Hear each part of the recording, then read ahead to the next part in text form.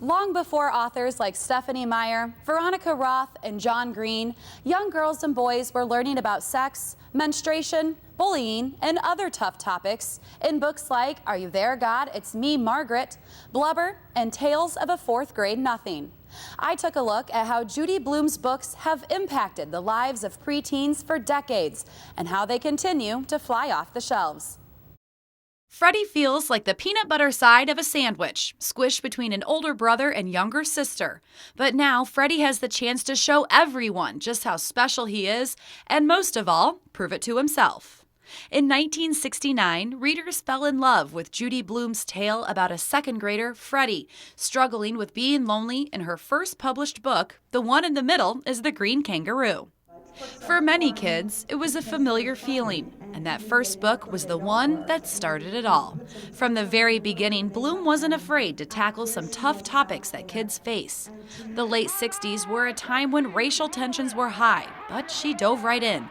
In her second book, Iggy's House, she wrote about an African-American family moving into an all-white neighborhood.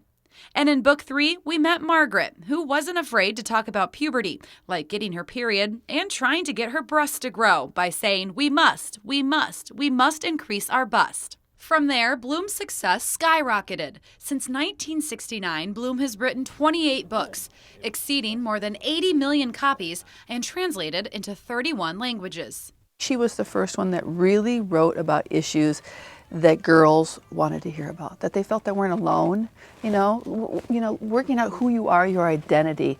I think she captured that long before any other author ever did, and that's why I think they really struck a chord from readers from the get-go. Some of Blume's books were a little more controversial than others. In fact, 5 of her books are on the American Library Association's list of 100 most frequently challenged books. The 70s was a very good time for children's books, for young readers, for those of us who were starting out writing then, and bingo, in the 80s is when it hit, and everything changed. Some of the books in question: Deanie. In her 1973 young adult novel, Blume writes about a teen that discovers her body and explores it through masturbation. Before bullying was a national issue, we met Jill, a 5th grader that joins her classmates in making fun of an overweight girl in 1974's Blubber.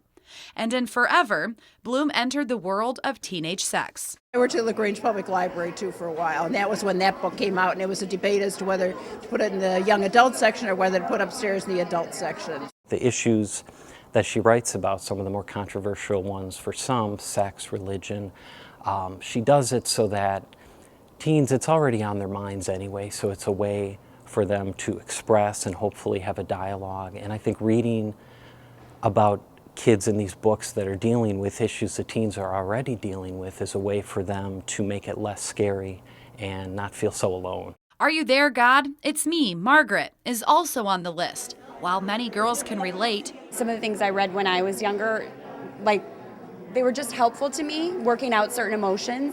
At one time, boys weren't even allowed to read it. They wouldn't let the boys read it because they discussed girly things in there, so that was actually my introduction to girly things.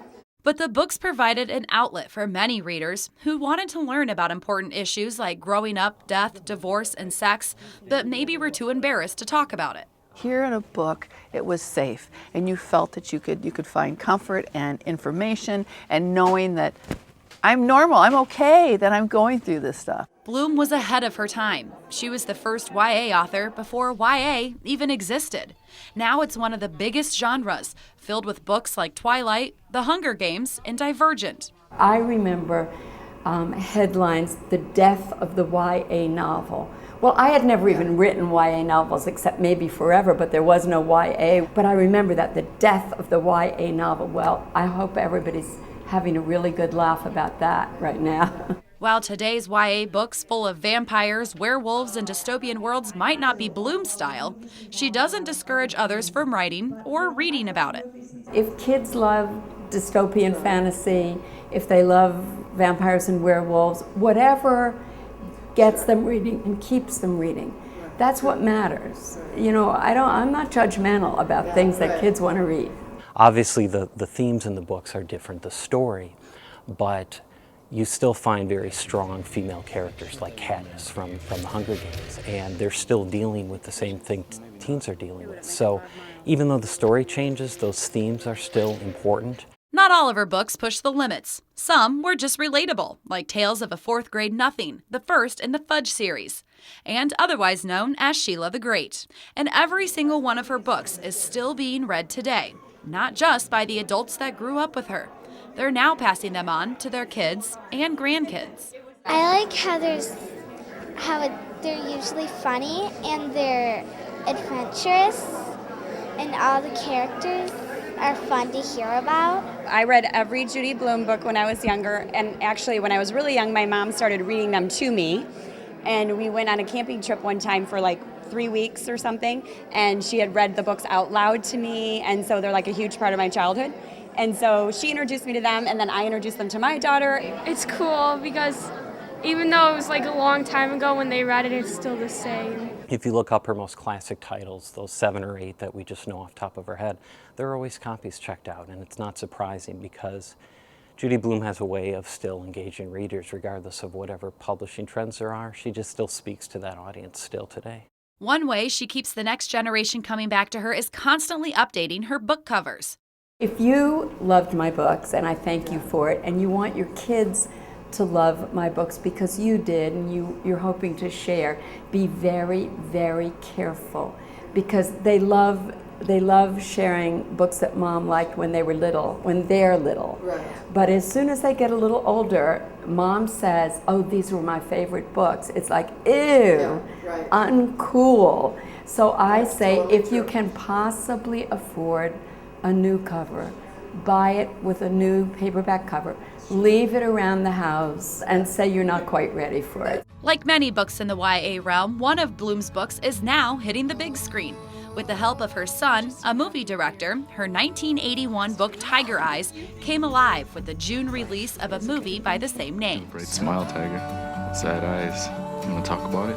All of those years ago when I wrote the book, I really, really didn't know that the grief that Davy has, that Davy feels, that Davy has to deal with, was very much my own because my father died suddenly. I was 21. I was with him.